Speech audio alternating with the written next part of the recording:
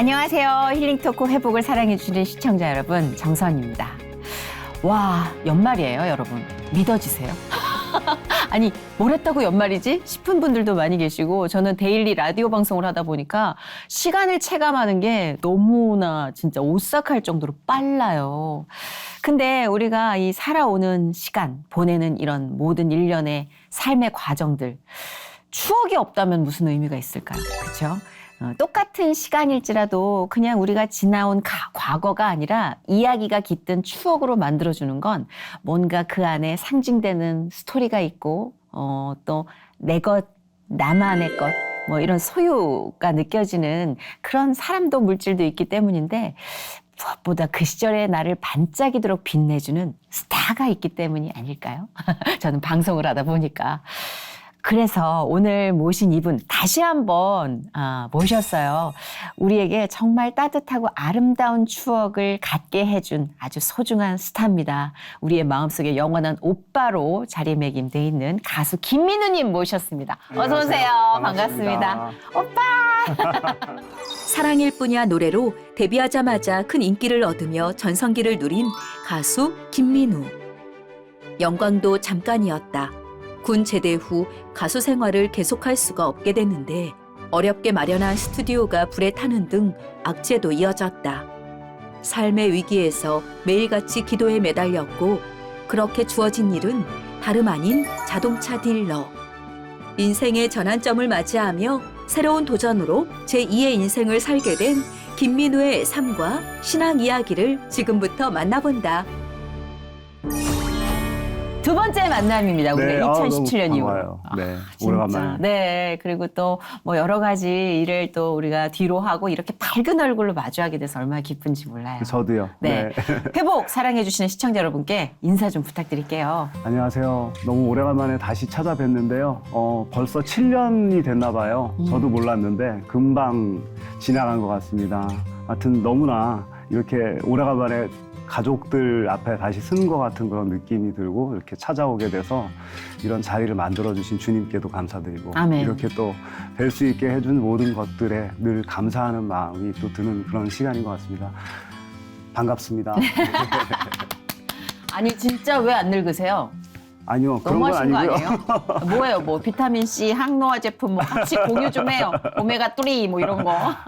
챙겨 드세요? 그런 거? 뭐 그런 거 가끔씩 가끔? 좀 먹어요. 집착하진 않고. 뭐 그런 걸 먹는다고 해서 뭐 이렇게 변화가 피부. 바로 되는 그런 스타일은 아닌 것 같아요, 제 몸에. 피부가 여러분 실제로 이렇게 봤는데 진짜 말이 안 돼요. 피부가 아유, 타고나신 거죠? 이거는 감사원금 이번 주에 꼭 내세요. 내야 될 것 같습니다. 네, 네.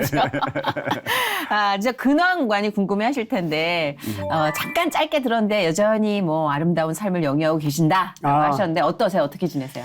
그대로 회사 다니고 있고요. 네네. 그리고 그 회사에서 그대로 일을 하고 있고 성실하셔, 진짜. 뭐 벌써 2005년도 11월이니까 와. 벌써 거의 한 19년 차, 20년 차 다 그렇죠. 돼가네요. 이제 온 20년 차예요. 다 돼갑니다. 요새 20년 차 같은 회사에 다니는 분 찾기가 좀 귀해요. 그때 들어왔던 친구들 중에서 지금 같은 일을 하는 사람들이 없더라고요. 저 외에는. 유일하게 생존하셨네요. 생존해서 지금 살고 있는 그 이 업계에서는. 네.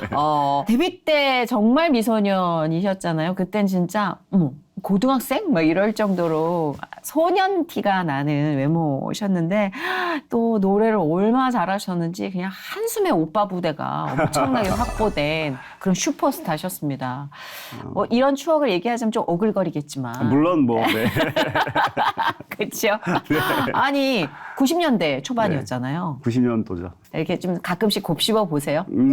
모르다가 제가 팬레터라는 거를 예전에 봤던 거를 잊어버리고 있었던 거예요. 그래서 얼마 전에 엄마 집에 갔다가 네. 이제 뭘 이렇게 엄마 집에 물건을 정리하다가 그 옛날에 팬들이 보내줬던 그것들을 엄마가 이렇게 모아놓은 것들이 있어요. 와우. 엄마가 모아주시네. 네, 우리 그거를 엄마 왜 다 안 모아? 뭐 트로피고 뭐고 이런 것들을 다 챙겨놓은 거예요. 방이 있겠다 그러면. 예, 그렇게 해서 다 모아놓은 거예요. 그때 순간들이 느껴지면서 맞아. 하갈 접고 막 맞아요. 별 접고 막 그런- 알이랑 알은 다 접었다 그때.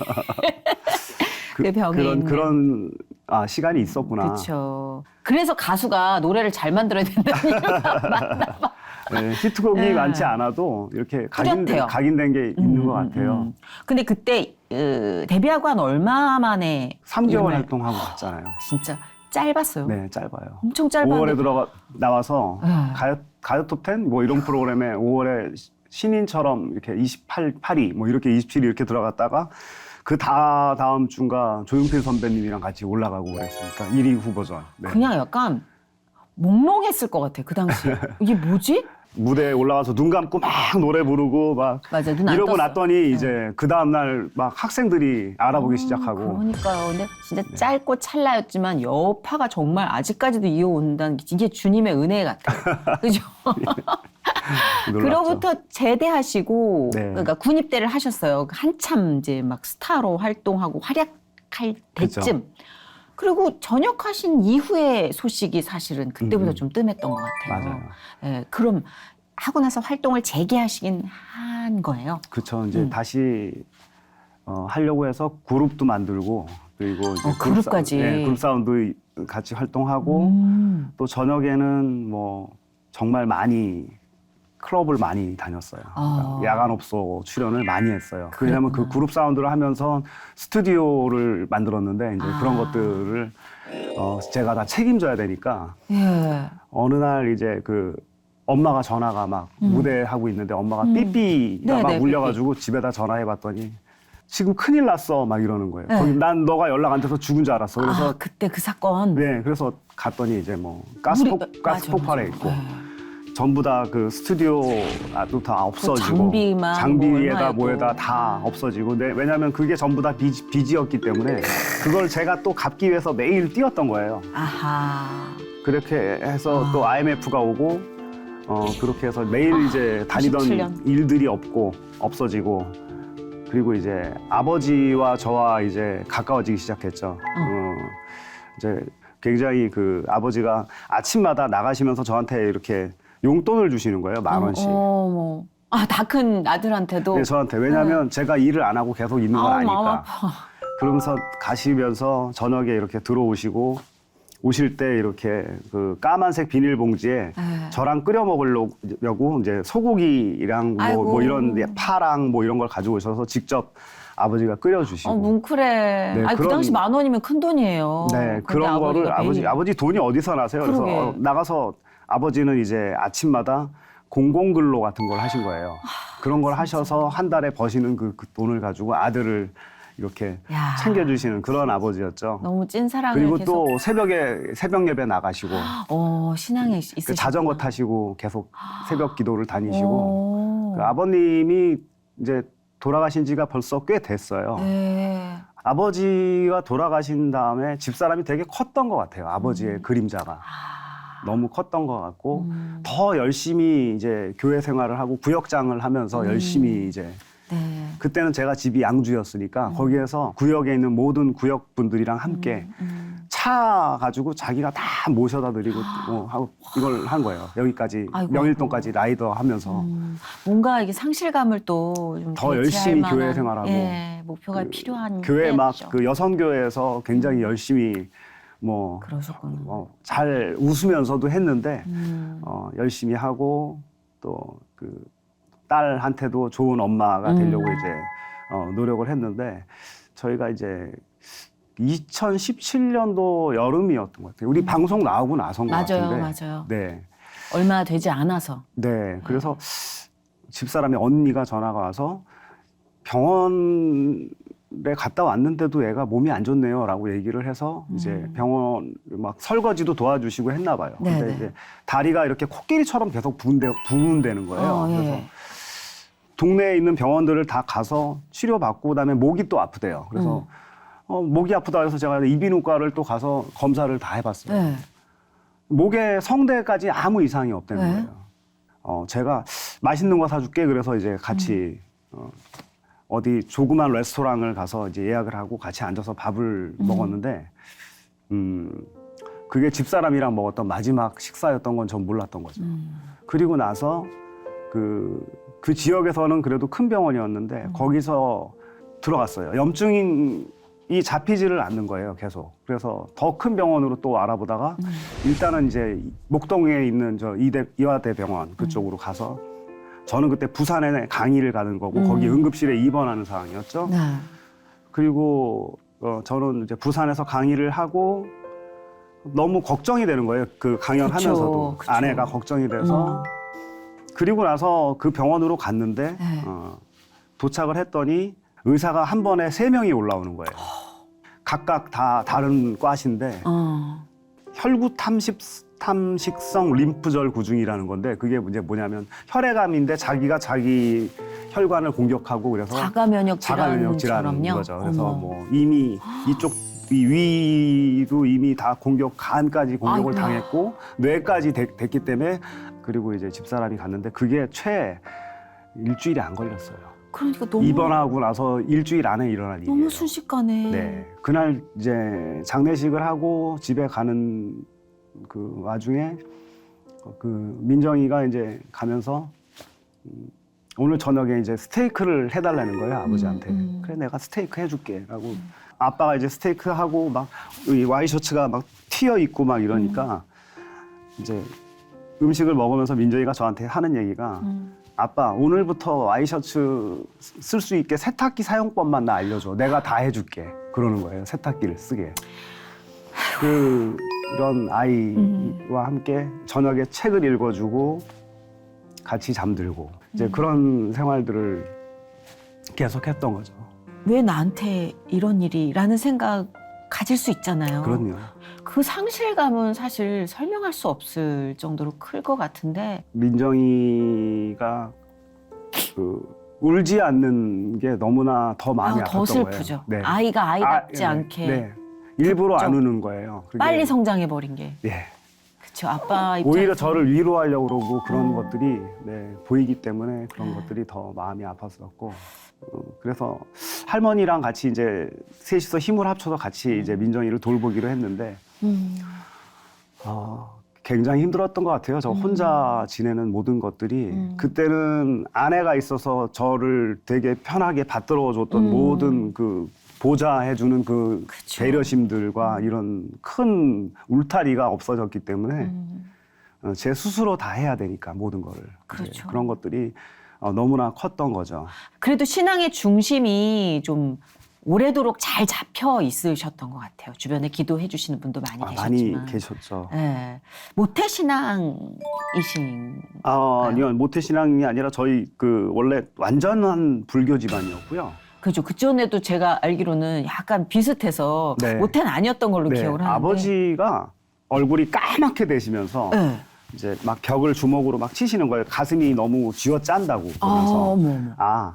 심장이 안 좋으신 걸 이제 아신 거죠. 질환이 있으셨구나. 그래서 그때 이제 일을 놓으시고 저희가 이쪽 여기 강동구 쪽으로 이사를 다 왔어요. 원래 집이 이제 성수동이었는데 정리를 네. 다 하고 여기로 이사를 와서 아버지가 이제 집에 계시고 저도 이렇게 아버지 옆에 있는데 베란다라 그러죠. 베란다에서 이렇게 맞아. 아버지가 이렇게 담배를 막 태우시는 거예요. 태우시다가 조그만 버스가 하나 딱 오는데 거기에 여성분들끼리 이렇게 성경책을 들고 내려가지고 서로 이렇게 두 손으로 악수하고 헤어지면서 이렇게 서로 안아주고 그러는데 그 분이 옆집 분이셨던 거죠. 우리 옆집. 네. 그래서 옆집에서 여의도 순복음교회 다니셨던 것 같아요. 그래서 거기에서 이렇게 와서 이렇게 주보를 저희 아버지한테 몇 번 주시고 교회를 나와보라고 그랬는데 아버지가 계속 헌금 내는 거에 대해서 이거 헌금 이거 잘못된 거다 막 말씀을 하시는 거예요. 마지못해서 정말 가는 것처럼 내 마지막 인생에 있어서 한번 내가 그럼 교회를 나가볼까 아버지가. 왜냐하면 그 주보에 보면은 많은 은사들이 있어요. 그래서 네. 이제 그 은사들 중에서 치유가 육체적인 치유만이 아니라 모든 것들이 삶이 더 행복해지는 거에 대해서 아버님이 이제 몇 가지를 보신 거예요. 주보와 뭐 이런 신문 같은 거를 보시고 가셨죠. 가셔서 은혜를 받으셨는데 저희 데리고 이제 금식기도원도 같이 가시고 뭐 세상에.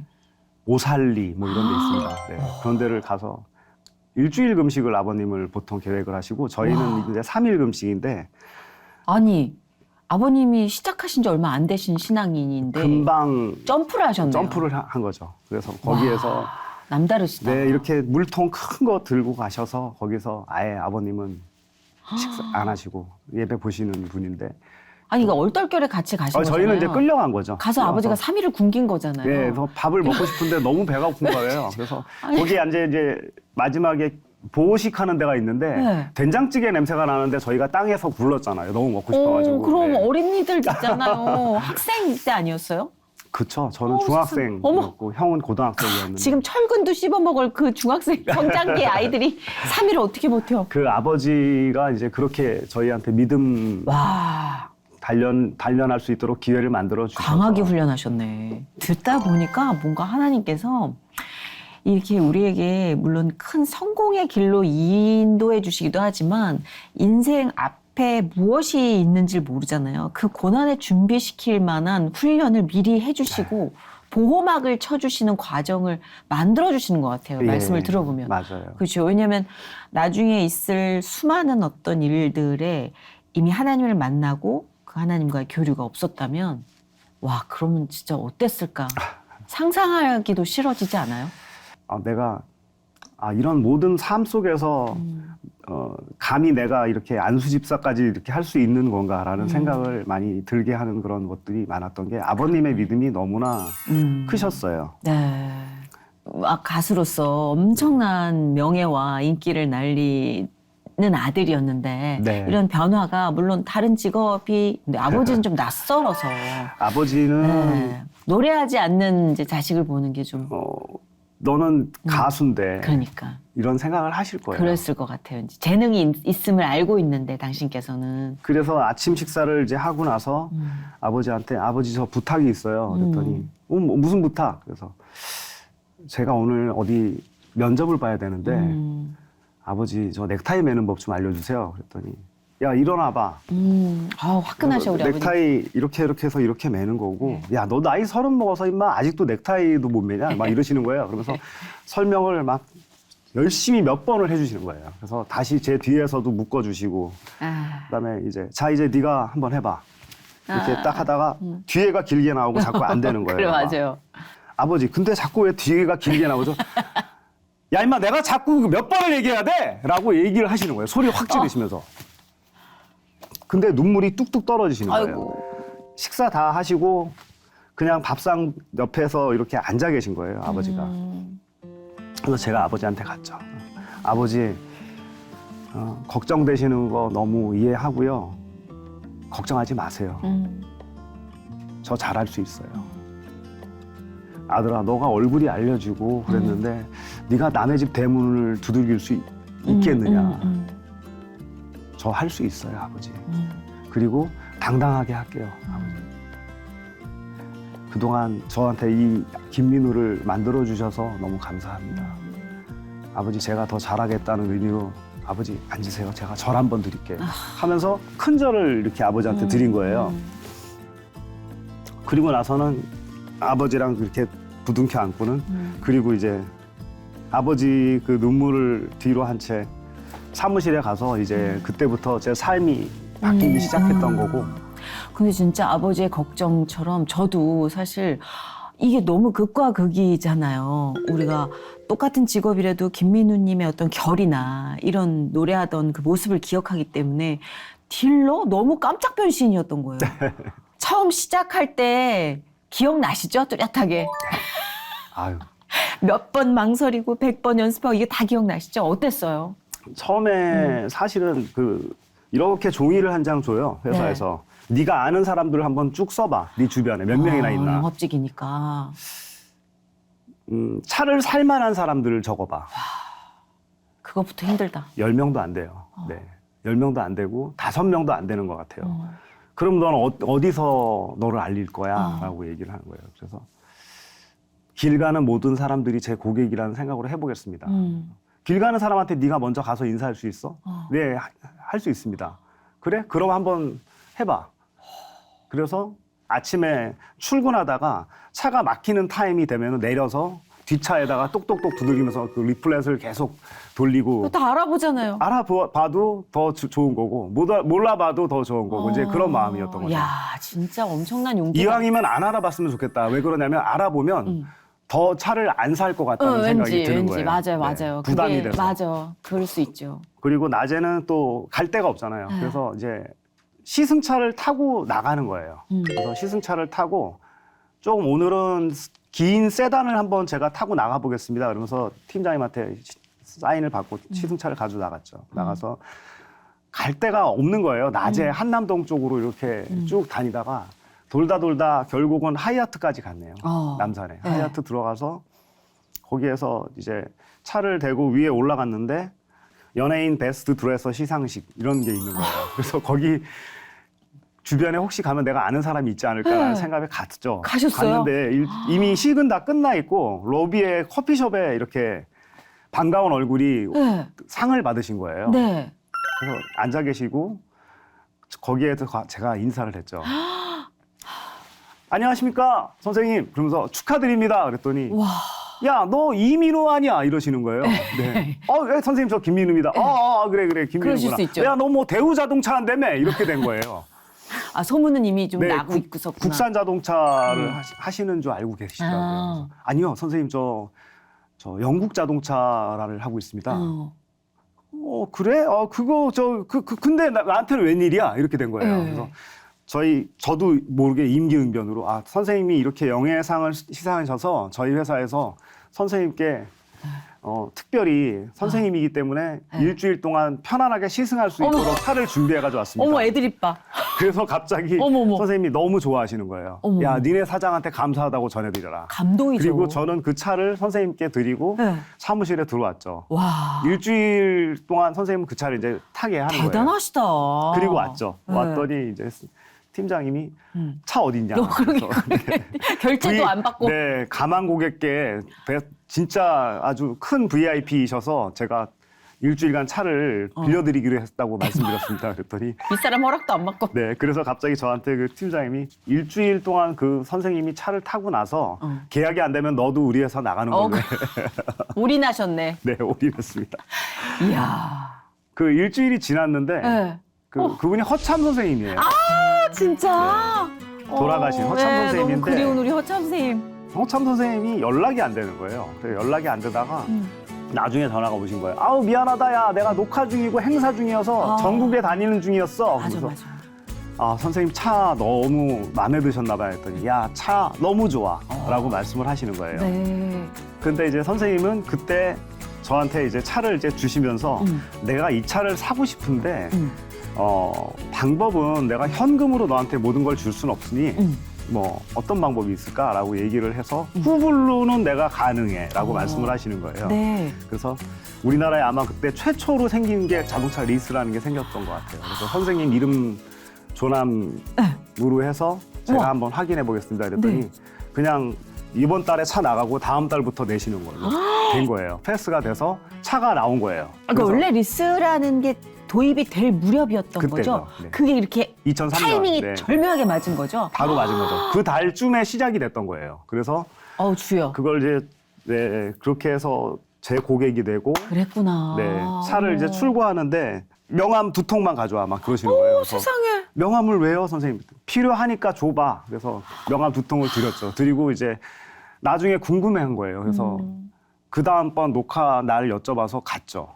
갔더니 그때 청팀 뭐 맞아요. 그 가족 오락관 가족 오락관 맞아. 하시잖아요. 거기에서 한참 때 진짜 막 나눠주신 거예요 명함을. 출연자들한테 차 요즘에 뭐 못하고 너 언제 바꿀 거야? 라고 얘기하는데 이 친구한테 바꿔. 현수, 야, 너 차 언제 바꿀 거야? 뭐 서른도, 너 차 언제 바꿀 거야? 막 이러는 거예요. 리스펙. 네. 최고 최고. 영업을 제2, 제3의 김민우를 대리 해주시는구나. 영업을 띄워주셨네. 그 그런 것들. 대단한 선배님께서. 네, 그런 경험을 하게 됐고, 어. 그리고 영업을 처음에 시작할 때 아는 인맥도 없잖아요. 그래서 그 대한가수협회 수첩이 있어요. 그래서 또 전화를 조심스럽게 하기 시작했죠. 야, 용기다 진짜. 아니 그 전화번호 딱 놓고 기도하셨을 것 같아. 전화를 하는데 막 네, 막 이러시는데 이분이 저를 모르시는 거예요. 어떤 분은 그래요? 그렇죠. 아, 네. 아, 그리고 모를 이제 수 있지. 뭐쭉 내려가다가 이분은 좀 독특한 분이 한 분 있었는데 한 번도 저랑 대화를 해본 적이 없는 네. 사람이에요. 그래서 그런데 이제 직접 전화를 한 거예요. 김태원 씨한테 전화를 한 거예요. 부활에. 전화를 했는데 누구세요? 딱 이러시는 거예요. 그래서 저 김민우라고 예전에 사랑일 뿐이야. 저 이병열찬에서 했던 그분이세요? 이렇게 된 거예요. 그러다가 갑자기 근데 어떡하죠? 저는 지금 돈이 없어서 중고차를 타고 있는데 이렇게 얘기를 하시는 거예요. 아, 너무 귀여우셔. 네. 그리고 전화를 이렇게 끊는데 저한테 너무 멋있어요. 라고 얘기하는 거예요. 너무 멋있다고 얘기하고 싶다는 거예요. 아, 예, 선배님 감사합니다. 그리고 부탁이 있는데 그 일을 그만두지 말아주세요. 멋있다. 네, 그만두지 말고 계속 해주세요. 제가 꼭 성공해서 고객이 되고 싶어요. 그 형님한테 이렇게 안부 문자도 드리고 전화도 드리고 했는데 제가 2009년에 이제 결혼을 하게 될 때 미국에 공연 중이어서 못 온다고 저는 들었었거든요. 김태원 씨가 못 온다고 들었는데 잠깐의 그 공연과 공연 사이의 공간 사이에서 못 오겠지라고 하고 저는 이제 식을 이제 공원에서 했는데 공원에 그날 3명의 남자가 나타났는데 머리가 긴 남자가 이렇게 딱 나타나고 들어왔는데 네. 그 김경호랑 같이 온 거예요. 김경호 씨랑 세상에. 네, 같이 오고 야, 감동이다 정말. 네, 와서 같이 축하를 해주고 네. 김경호 씨는 이제 축가를 또 불러주는 거예요. 그래서 저는 김경호 씨 그러면은 뭐 워낙에 락커니까 그죠. 신나는 노래를 하나 해줄 줄 알았는데 뭐 불렀던가요? 기대된다. 김광석의 사랑했지만 사랑했지만을 불러주는 거예요. 그리고는 그 다음에 축가를 하려고 누가 왔냐면 이제 김정민이 왔어요. 그래서 김정민 이제 대학교 1년 선배거든요. 김정민 씨 뭐 갑자기 불렀어요? 슬픈 언약식 딱 부르는 거예요. 그래서 장난꾸러기들이네. 아주 그냥. 그 김태원 씨의 어떤 그 사람에 대한 어떤 그런 약속 그런 거를 제가 느끼게 그렇네. 했던 그런 순간이에요. 끈뜨끈하네요. 네, 그리고 나서 몇 년이 흘러서 태원 형의 아버님한테 차를 사드립니다. 김태원 씨가. 네. 나 이 스토리 너무 좋다. 네, 탄탄한 구성. 네. 정말 좋다. 차를 사주고 멋진 분이고. 진짜로 그런 좋은 분들이 잘 포진된 이유가 저는 이렇게 딱 얘기를 들으면서 네. 물론 이게 C채널이라서 그런 느낌이 더 강할 수도 있겠지만 그냥 본능적으로 와, 하나님 함께 계셨구나. 네. 계약의 모든 순간, 계약이 안 되든 그 모든 경험에 함께 하셨구나. 이거는 진짜 할렐루야 하나님께서. 네, 그러니까 정말 딜러로서의 내가 또 이 정체성이 올 때도 있잖아요. 네. 나 진짜 잘하고 있나? 가장 힘들었던 건 어떤 때였어요? 그러니까 어떤 저에게 따라다니는 최근의 그 꼬리표들은 성공한 딜러 첫 번째가 저를 제일 힘들게 하는 것들이 성공한 딜러. 힘들겠다. 네, 저 사람은 엄청 잘해. 음.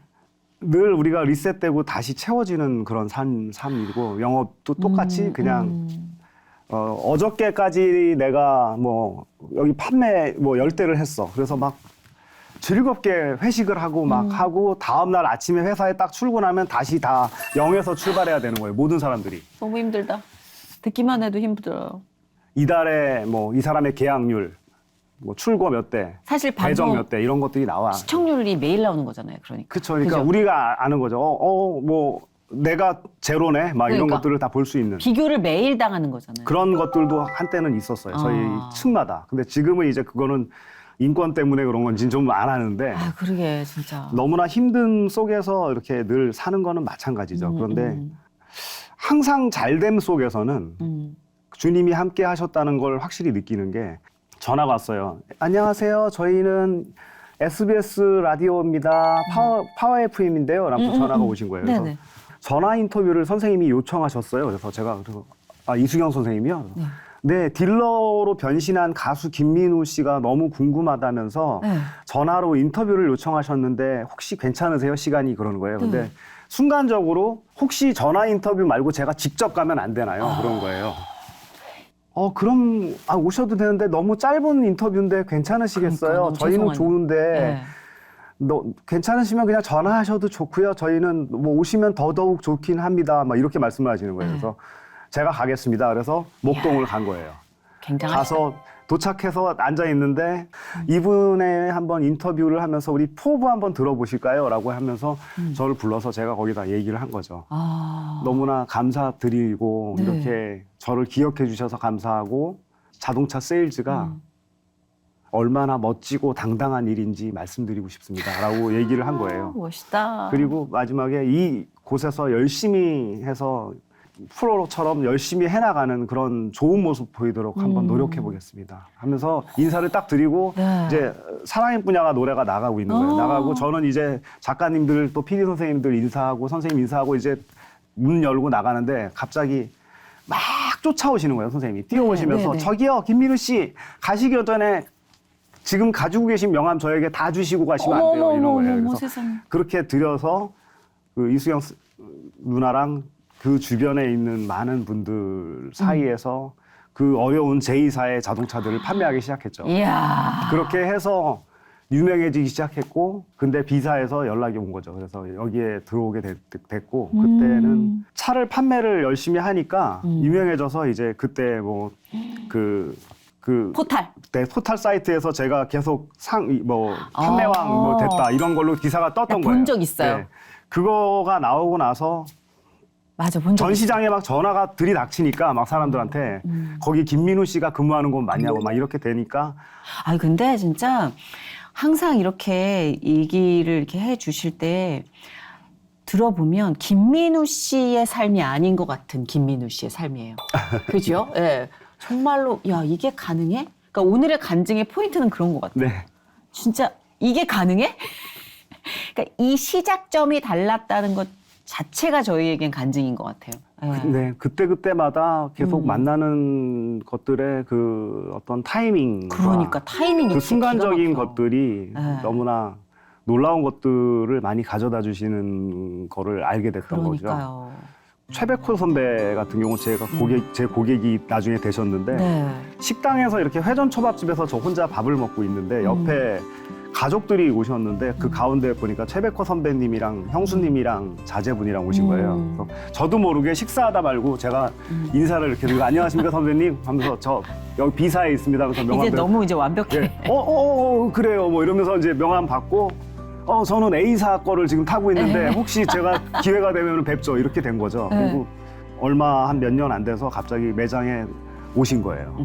오셨다고 저를 찾으신다 그래가지고 제가 갔더니 이제 저희 고객이 되셨고 그리고 나서 이제 가끔씩 들려서 차를 마시고 가시는데 이제 완전 인연이 됐구나. 저한테는 이제 그때가 좀 약간 추운 시즌이었는데 그에 제가 굉장히 좋아했던 노래가 있어요. 그 부산에 가면이라는 노래. 너무 좋죠. 너무 좋아하잖아요. 네. 그래서 그 노래를 만든 사람이 누구냐 제가 여쭤봤죠. 근데 최백호 선배는 저한테 민우 씨는 음악을 해야 된다. 그 보이스도 그렇고 대선배가 또 계속 그렇게. 음악 해야 돼라고 얘기를 해서 곡을 보내드릴게요. 이렇게 된 거예요. 근데 새벽에 이메일이 딱 온 거예요. 그래서 네. 그 에코브릿지라는 친구가 맞아요, 에코브릿지. 그 곡을 만든 거예요. 그래서 부산에 가면을 같이 네, 작업하셨잖아요. 네. 작곡한 친구인데 그 친구가 곡을 써서 저한테 주고 본인이 가이드링해서 보낸 노래가 있는데 푸르다라는 곡인데 그 노래를 이제 부른 게 2016년. 근데 집사람의 컬러링은 그냥 늘 푸르다예요. 그랬구나. 네, 그렇게 그 곡을 이렇게 만들고 계속 활동을 하지는 않았지만 그 그래도. 안에서도 네. 네. 갈증이 해소되잖아요. 네. 가수로서, 아티스트로서. 저는 제가 그럼요. 그냥 좋아하는 거를 네. 했다라는 그 근데 의미가 그게 컸죠. 했다로 끝나는 게 아니라 계속 아마 그 기회를 주실걸요. 하나님께서 너무 사랑하시니까 좌로 우로 다 채워주고 계시는 게 느껴져요. 네. 그러니까 지금 이렇게 얘기를 들으면 이분은 그냥 그냥 순종하고 사는 삶에 하나님이 다 복을 부어주시고 형통하게 만들어주시는구나라는 믿음과 확신을 주는 그런 이야기였던 것 같아요. 또 최근에는 좀 슬픈 소식이 어머님이 소천하셨다는 얘기를 들었거든요. 그래서 정말 또 힘든 어머니가 정신적 지주셨잖아요, 사실은. 여러모로. 어머님이 이제 소천을 하셨는데 얼마 안 된 올해죠. 그러니까. 올해 이제 예. 돌아가셨는데 그 어머님 마지막에 제가 어머님을 응급실에 갔다가 응급실에서 퇴원을 해도 된다는 거예요. 그래서 퇴원을 해서 어머님을 부축해서 모시고 올라가다가 갑자기 어머님이 넘어지셨는데 아이고. 그때 숨이 끊어지신 거예요. 이미 아. 숨이 끊어지신 상태에서 눈 앞에서 이렇게 엄마를 제가 심폐소생을 하고 아이고. 연결을 하고 119랑 연결해서 하고 더 계실 거라고 생각을 했지만 어머님이 이제 가신 거예요. 네. 매일 아침에 어머님이 전화로 잔소리를 하면서 저가 이런 웨이킹이 되고 저녁에도 매일 집에 퇴근할 때도 잔소리 들어가서 오늘 저녁에는 민정이 네가 비 오니까 학원 앞에 가서 우산 들고 좀 서 있어라. 밖에서 외식 그만하고 집에서 뭔가를 만들어서 먹는 거를 자꾸 연구해봐. 그런 어머님이셨죠. 근데 다 이제 고아가 된 거죠. 아버님, 어머님. 네, 그 어머님의 집을 정리를 이렇게 다 하고 이제 다시 삶 속에서 복귀를 하면은 다 된 줄 알았어요. 근데 아이고. 어렵더라고요. 어렵죠. 아마도 꽤 오랜 시간, 어쩌면 살아있는 그 매 순간. 데미지가 좀 컸었다라는 거를 그렇죠.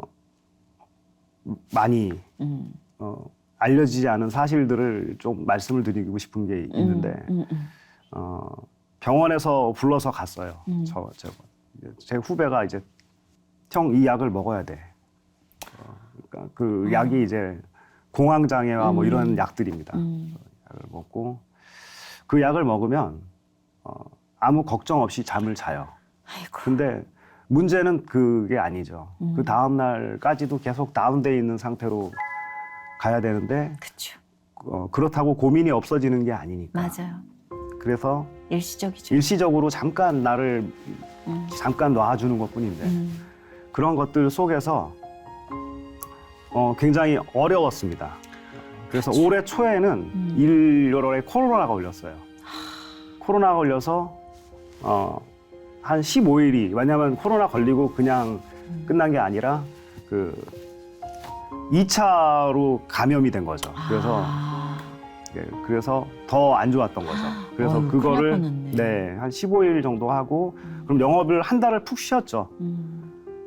당연히 근데 영업을 뭐 15일을 쉬면은 반을 쉰 것 같이 계산이 되지만 그렇지 않고 한 달을 푹 쉰 게 돼서 1월에 한 대도 차를 못 팔았어요. 2월이 시작됐어요. 2월도 그 1월의 여파로 인해서 한 대도 팔지 못해. 몸이 회복이 일단 늦어지고. 그럼 1, 2월에 한 대도 못 팔았어요. 그러면 3월 됐는데 우리가 그냥 흘러가는 회사가 아니라 저 같은 경우는 굉장히 타이틀이 있습니다. 맞아. 네, 마스터라는 타이틀이 있는데 그 마스터는 굉장히 엄격해요. 그래서 연 기준을 다 맞춰줘야 되는 거예요. 아하. 뭐 1, 2월에 놀았다 하더라도 3월에 1, 2월에 못한 것까지 다 맞춰서 그걸 그렇구나. 맞춰야 되는 거예요. 갈급해서 물론 더 그런 것도 있지만 열심히 하다 보니까 맞췄어요. 1, 2월에 못한 거를 다 해서 그런 것들을 다 채워주신 거예요. 그래서 그래요. 그 3월에 그렇게 되고 4월, 5월 현재까지 이렇게 오다가 어려움들이 또 생겼죠. 어머님 보자 해야 되죠. 근데 어머님은 2달에 한 번씩을 계속 병원에서 계셨던 거예요. 근데 댁에서 병원까지가 거의 1시간 반 걸리는 데인데 저 용인 쪽이니까 케어가 필요한 그거를 제가 다 한 거예요. 왔다 갔다 회사 갔다가 건강이 다 양주 회복도 안 갔다가 됐는데. 엄마 모시고 병원 갔다가 이렇게 돌고 거기에 이제 민정이 다 공부 다 해주고 회사 업무만으로도 너무 어마어마하죠. 진짜 센데. 그 어려움 속에서 나한테 정말 막 충실하거나 이런다기보다는 그냥 막 계속 저녁에도 일을 하는 어떤 그런 모습들이 있었어요, 저한테. 그렇네, 진짜. 너무 숨막히게 그 달려오셨네. 와중에 좋은 사람을 한 명을 만나게 된 거죠. 여자 한 명을 알게 된 거죠. 네. 근데 그 친구를 통해서 네. 집에 이제 물론 엄마는 아니지만 집에 이렇게 같이 저녁에 먹으면서 내가 오늘 있었던 이야기를 누군가에게 해주고 아이고. 네, 같이 하는 시간이 생긴 거예요. 숨 쉴 틈이 좀 생기셨네요. 네. 그렇게 되면서 하나의 울타리 같은 물론 엄마라고 하지는 않지만 언니라고 하지만 그래도 하나의 가족인 거예요. 그렇죠. 그럼요. 그렇게 네. 흘러가는 거예요. 정신적으로 의지할 수 있는 뭔가 네. 그런 대상이 또 생겼다는 게 저 선물 같아요. 그런 어떤 이 어려움들. 그래서 저한테는 굉장히 그 회사에서 또 친한 분이 한 분 계신데 나는 당신한테 바람이 있어라고 얘기를 하는 거예요. 그분이. 네.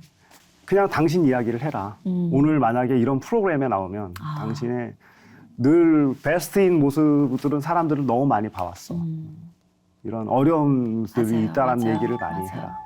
그래서 이 회복이라는 이 이름처럼 회복이라는 거는 정말 내가 그 안에서 하나의 어우러짐이 있어야 되는 거구나라는 그런 생각이 들어서 제가 이렇게 앉아 있지만 사실 하나의 제가 병이 있습니다. 그래서 병이 있어서 그 고관절에 그 무혈성 괴사라는 게 있어요. 아, 있어요. 예전에 김경호 씨도 그 지병을 한번 그랬나요? 알아서 2년 네. 투병을 했었죠. 네. 네. 이 무혈성 괴사는 그냥 뭐 이렇게 치료할 수 있는 방법이 없어요. 그냥 자기가 버티든지 아니면 그냥 인공 관절을 넣던지 아하. 두 가지 초이스인데 인공 관절을 넣으면은 저는 1년 정도를 휴직해야 되는 상황이에요. 아이고. 복귀까지 하려면. 그러시구나. 그러면 제가 이 일을 스탑할 수는 없잖아요. 네. 그래서 그냥 그런 거 말고 제가 직접 스트레칭하고 치료를 하겠다. 그래서 스트레칭을 집에서 막 롤펌도 막 이렇게 하고 약도 먹고 또 다리도 막 운동하고 막 이런 걸로 해서 회사를 다니는 거죠. 근데 그러시구나. 너무나 이제 이 체형이 지금 보시다시피 제가 이렇게 막 근육질이나 이런 쪽은 아니지만 네. 그 전보다 지금 한 7kg 정도는 줄었을 거예요. 아, 그래서 저는 관리하신 줄 알았더니. 아니요, 7kg 정도가 빠지더라고요. 그냥 빠져서 그랬구나. 운동을 해야 되겠구나. 그래서 이제 운동을 이렇게 하면서는 처음에는 막 세상이 보여요. 막. 네. 그다음에 원망도 해요. 그럼요. 원망도 하고. 너무 그리고 고단하니까 네, 싸움이. 막 길에 사람들이 막 움직이는 것들도 보이고 그러다가 나중에는 다 들리지도 않아요. 그 소리도. 걷다 보면은 저 혼자 걸을 때는 제 발자국 소리만 나중에 남아요. 그게 걸음의 미학. 네. 맞아요. 그렇게 들어오고 살고 지금은 회사에서는 사실 연단이 사실 많습니다. 요즘에 어려움 속이 많아요. 맞아요. 굉장히 경쟁이 치열하고 경기도 안 좋잖아요. 지금. 경기도 안 좋아요. 아. 안 좋고 그래서 이번 달에는 몇 대야? 뭐 물어봐요. 아휴. 네, 대놓고 왜냐면 회사 임원들이니까 물어봐요. 네. 뭐 이번 달에 지금 현재 5대고 뭐 몇 대를 할 것 같습니다. 괜찮네 그 정도면 이제 라고 말씀을 하시지만 아휴.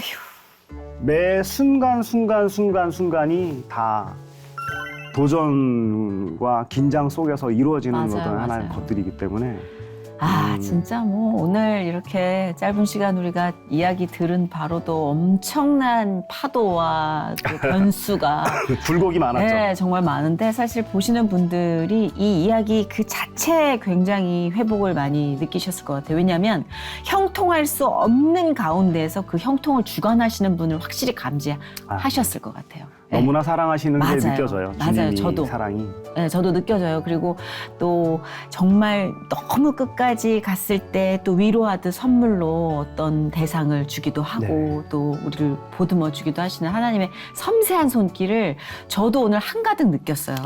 네, 그래서 오늘 7년 만에 출연이시잖아요. 아, 그래요? 네, 네. 너무 드물게 하시니까 좀 정이 없어 보이죠. 한 3년 후에 김민우님의 근황을 또 우리가 한층 더 행복하고 따뜻한 소식 그리고 아까 고백하신 또 아픔 뭐 이 마음의 고통이나 또 육체적인 고통이나 아마 들으신 분들은 김민우님 생각날 때마다 뚜렷하게 기도해 주실 거라고 전 생각해요. 네. 네, 기도 제목을 아까 말씀해 주셨어요. 그죠? 네, 정말 건강이 주는 평화 이런 것들을 꼭 붙드시고 변수 많은 이 세상에서 맷집을 하나님 것으로 꽉 채워 있는 이 김민우님의 모습에 많은 영향과 결실, 도전 받으셨으면 좋겠어요. 감사합니다. 네, 오늘 진짜 그런 사명이 이렇게 비장한 각오로 나와주시진 않으셨을지 모르지만 그런 사명이 그려졌어요. 막. 그래서 더욱더 행복하시길 축복하겠습니다. 아유, 감사합니다. 네, 오늘 진짜 많은 얘기를 꺼내주셔서 진심 감사해요. 저도 감사합니다. 네, 진짜 감사해요. 감사합니다. 축복할게요. 감사합니다. 네, 감사합니다. 행복하세요. 감사합니다. 네.